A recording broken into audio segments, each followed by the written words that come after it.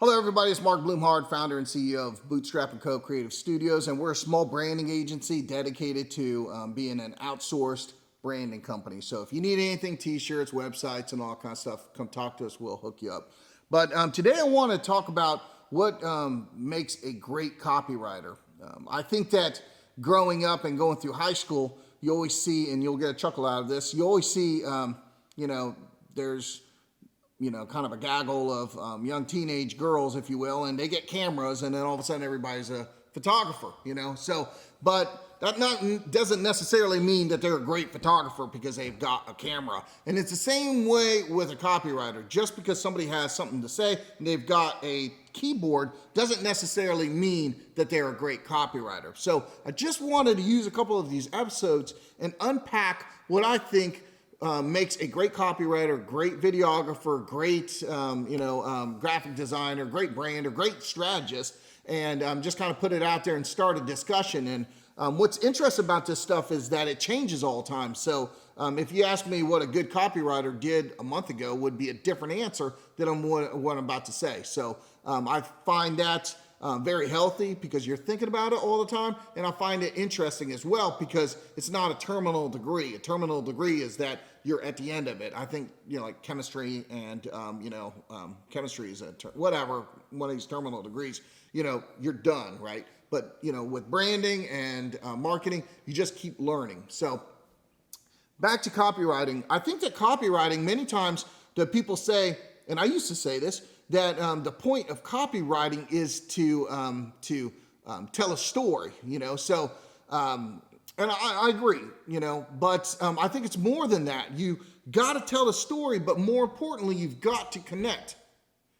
The reason you tell a story is because you're trying to connect. So connection is a higher order than actually telling a story. And I think that a lot of copywriters kind of miss that. And let me unpack what I mean by connecting. If you tell the story, that's the basis. That's your brand narrative.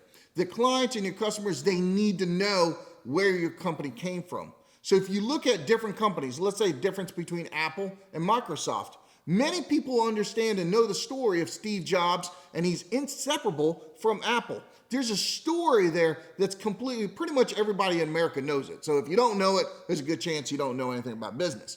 So, but compare that to Microsoft. The problem with Microsoft and the reason it's not as strong a brand as Apple is because they've never had a clear brand narrative. That story was never clearly told. Yeah, you could talk about Bill Gates and, but it's tertiary, it's secondary. It isn't as well known as Apple, and that is the brand. So telling the story is really, really critical, and you've got to keep that narrative going through the life of the brand. You just got to keep going back to that because that's the foundation.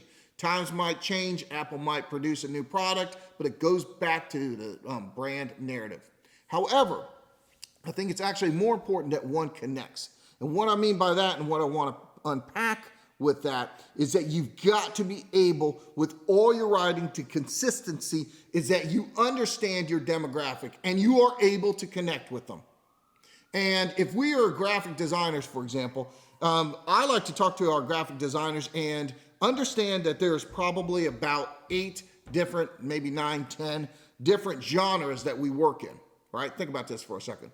We could have a photographer, and we might have chic kind of do-it-yourself. We could have, that would be one genre. Another genre would be turn-of-the-century industrial, and that's really hot right now, and you see this with like breweries and, barbershops and stuff like that. Another one might be kind of European, so the European design, kind of that feel to it. Another one might be athletic. Another one might be manufacturing. So they all serve a different purpose. You can't take a DIY with, hand-drawn scripts and use it on an engineering page. Hopefully that's obvious to everybody, right? So that's visually. But verbally, what happens? The problem is it's a little bit more difficult to identify. So a copywriter, so many times the copywriter will have one voice, and they think that they'll connect, but that one voice will be trying to connect to a wedding industry, and then they turn around and use that same voice and the same messaging, and they're trying to connect to somebody in engineering. Then they turn around with the same message, same voice, same rhythm and rhyme of the verbiage, and they try to connect to somebody, let's say in the aviation industry. I'm telling you, it doesn't work, and it doesn't work the same way as it wouldn't work if it was visual. Hopefully that makes a lot of sense. That's the connection.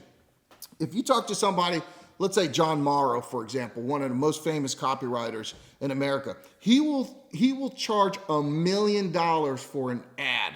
And the reason he can charge $1 million for one ad is because he takes himself and he puts himself in the eyes and the shoes and the place and the hopes and dreams of that demographic. Like completely.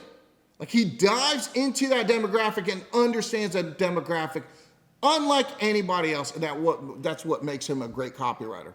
So how are you doing that? How can you say you're connecting? Are you connecting? So that's the beauty of it. The problem with most copywriters is because they're so passionate about writing. Now, I get that, right? I really do get that. But the problem is that copywriting has become an expression for themselves. Now, you can't have an expression of yourself when you're representing a client. If you think about the architects back in the day, Frank Lloyd Wright and Le Corbusier, and so many other ones, they could talk to a myriad of clients, and they would give them basically the same building because that was their building, that was their footprint or thumbprint, if you will, and that was their legacy. That was their expression of themselves. It didn't matter what client it was. Didn't matter who the client, what industry they served or anything. That was the building that they're getting. And so many times copywriters fall in the same ditch. It's this expression of themselves. And it can't be so much of an expression of themselves. It needs to be an expression of the client that they're representing. It has to be their story, and it needs to connect, most importantly, to the demographic to which they're serving. So if they're using words, for example, that demographic simply does not connect with, they're not connecting, period. Now, let me give you one of my own, mistakes.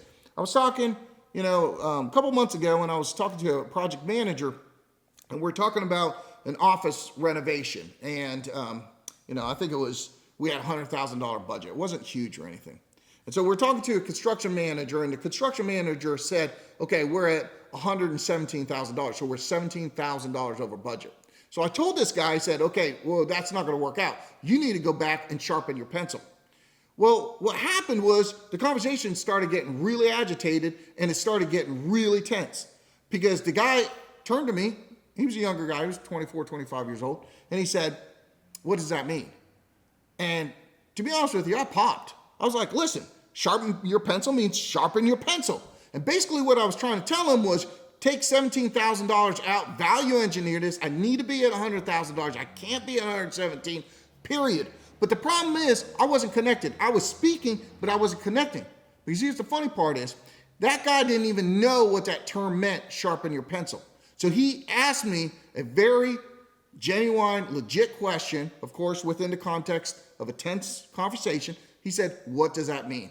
And I snapped because who doesn't know what that means? Sharpen your pencil, right? So you can laugh over all you want, but that's a great example of how I was trying to communicate and I wasn't connecting, period. If I'm communicating, if I'm speaking, or if I'm writing, it's my job, my responsibility to connect. And that's what clients are paying us for. So in that situation, it completely fell apart. Lines were completely missed, were crossed, and it was a disaster, right? And so you can laugh over that, but what is your writing doing? Are you connecting? Are you talking in a manner and using words and expressions that your demographic understands? Are you just sitting there expressing yourself? So I wish you the very, very best as a copywriter. I mean, it is very difficult stuff. A great copywriter is worth their weight in gold, but think first and foremost about your audience. And think, I challenge you with this, are you writing as an expression of yourself, or are you actually trying to represent the client and reach through the abyss of anonymity, I think that's what it's called, and touch that client? So think about that. And if you have any questions, concerns, feel free to reach out. I love this. Let's just start this dialogue. Let's keep it going. If you have any other topics you'd like me to cover, then reach out as well. So thanks a lot and good luck.